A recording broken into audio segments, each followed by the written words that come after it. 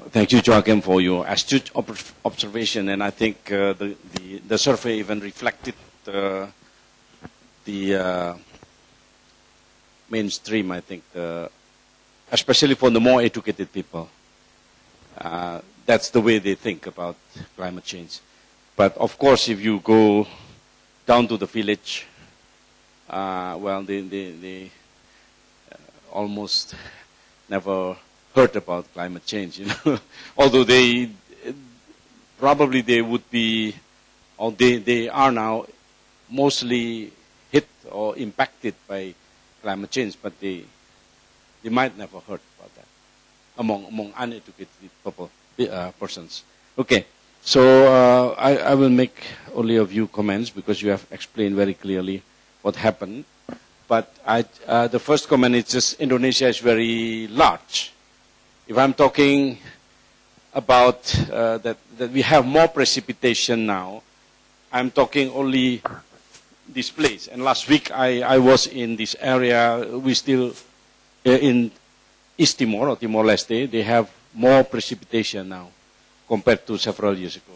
So, but it's only in this area, not in this area. For example, next month I will go at the center of this island, and I was informed that now much less precipitation. It means that they have drier climate in that area. And thank you.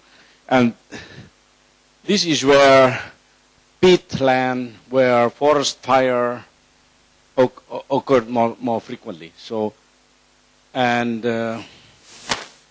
we have more rain also in here. And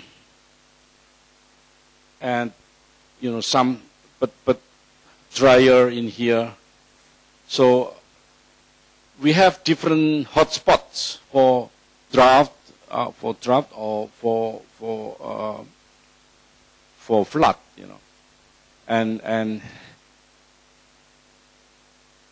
if we talk about Gunung Kidul, for example, with climate change, water resources impacts. Right now, probably if you visit Gunung Kidul, you see leaves, yeah, trees, very good. You know. But unfortunately, you will not be here. But in August, July, August, it will be dry, no leaves, yeah. And because the land is karst, so the water moves down very quickly and trapped down there, because and then you have underground river because the land is karst. We have a karst ecosystem. So in July, August, we don't have enough water in Gunung Kidul district. We buy a lot of expensive water for our daily use. So water resource impacts would be different in monsoon or in rainy season. Plenty of water now. But in the dry season, we will have very difficulties in obtaining water. Means that we will have hygienic problems in here, a lot of diarrheal diseases. And now, because of plenty of water, and then maybe contamination of water resources, we also have diarrheal diseases for some reason. So diarrheal diseases will be a lot, you know, but yeah. And now it's getting endemic, so people develop also immunity. So it's much. That's why we talk about disease and health. It's complicated because there's an immune system, there is a changes in environment, and people are adapting to immune systems. Coastal areas, of course, we have very beautiful coastal areas in Gunung Kidul, and a lot of tourists. And I think you and your family very enjoyable times in these coastal areas. But if we notice then in the future, if there's a global warming, we might have problems with bleaching of coral reefs. Yeah, we will we'll have problems with the catch of fish.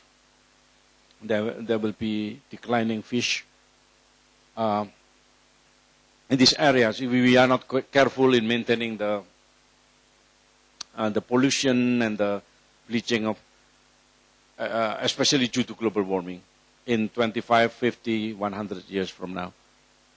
And yes, especially in coastal areas, we are concerned with species and natural ecosystem in the coastal areas because they are very climate sensitive. But we also have different problems in the forest. Yeah? Forest areas, because they are also rich in specific types of species, flora and fauna. Agriculture impacts, it's related with food security, which now the government is experimenting with import, export. Yeah? They try to diminish import of fruits, and the price of fruits is very high right now. So they, once again, they open the imported foods. But we cannot do this type of experimentation for a longer period of time. The problem is we imported goods, too much imports, then the local economy will suffer. The peasants, the workers in agricultural sectors will be suffering from difficulties in selling their products.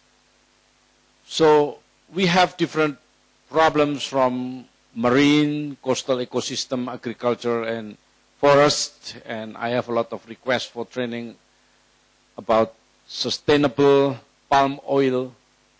What do you call it? Indonesian palm oil sustainability. Because there are a lot of critics to palm oil industries in Indonesia because we cut down trees in the forest, and now the government tried to stop with moratorium of expansion of palm oil plantation, except if we develop in destroyed areas or not new areas by cutting forest trees. So Indonesia tried very hard to reforest areas. So, and even the SBY government want to reduce the emission by expanding, by 26%, especially by expanding the forest. This is our problem now. I think this is a classical slide about how climate change can have health effects. Maybe we won't have such a temperature-related illness, although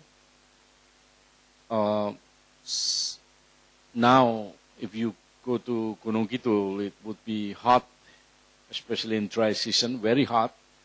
And even now, it's warm, yeah. But apparently, our extreme weather would be related to more cyclones in recent years.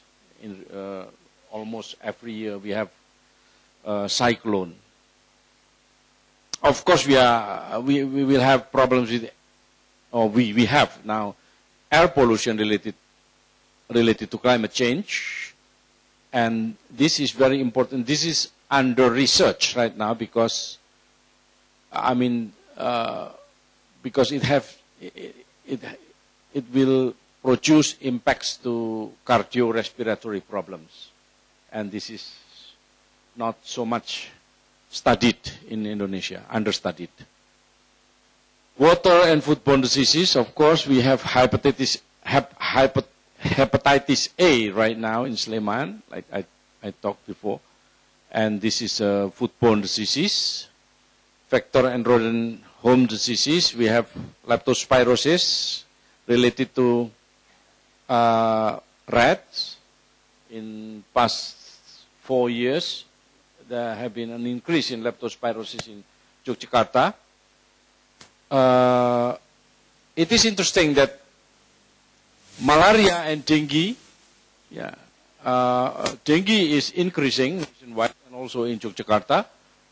In Gunung Kidul also, dengue is increasing. But malaria, luckily, because of good programs, I would say it's good program, good control of malaria, and then it's almost eliminated in many parts of Indonesia, and we just got a small outbreak, small increase in cases, but rapidly we can control it in west part of, west to Yogyakarta, west to Kulon Progo area.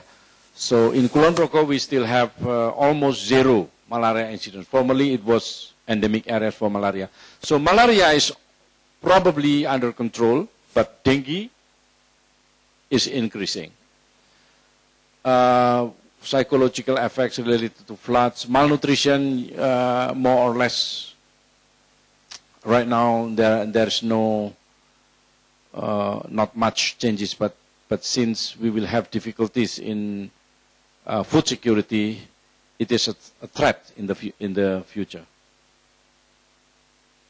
So that would be a good way to show and to provide evidence, if we can have models how climate then will end up into disease, specific disease. For example, we have increasing number of floods right now, and then we have to show whether floods are followed by contamination of our water resource. If we can show that, and then it is very logical, then if contaminated water will result in diarrheal diseases. Flood with debris, but we have to show the evidence before and after floods. Failure of water treatment facilities, we have to also show the quality of water, drinking water, or we have to look at wells in the community, private wells, and to examine the water quality after floods. So then maybe we can use community health centers and also hospitals' data on diarrheal diseases. And then we can show that floods will be followed by diarrheal diseases. Right now there aren't, well, maybe the data are there, but there are not evidence because people did not assemble the data and look at the before and after floods to show. Especially we know now that with climate variability there is an increased floods in our areas and also drought. We have to see to show the logic of drought, unsafe limited water, hygiene difficulties, nutritional deficiencies into diarrheal diseases. Temperature increase. Yes, I think we have data on temperature and precipitation, and even in certain areas we have data on cholera, for example, in Jakarta. But we have to show that salmonella is more frequent now due to temperature increase. It hasn't been shown in Indonesia that salmonella is in the increase related to temperature increase. And also asthma, for example, with reduced range of temperature and also reduced range of relative humidity and increased temperature in coldest months, usually in July. Yeah? In July, Yogyakarta and southern part of Indonesia has the coldest month. But we will have increased temperature in coldest month, and I don't know, somehow it's related to increased asthma.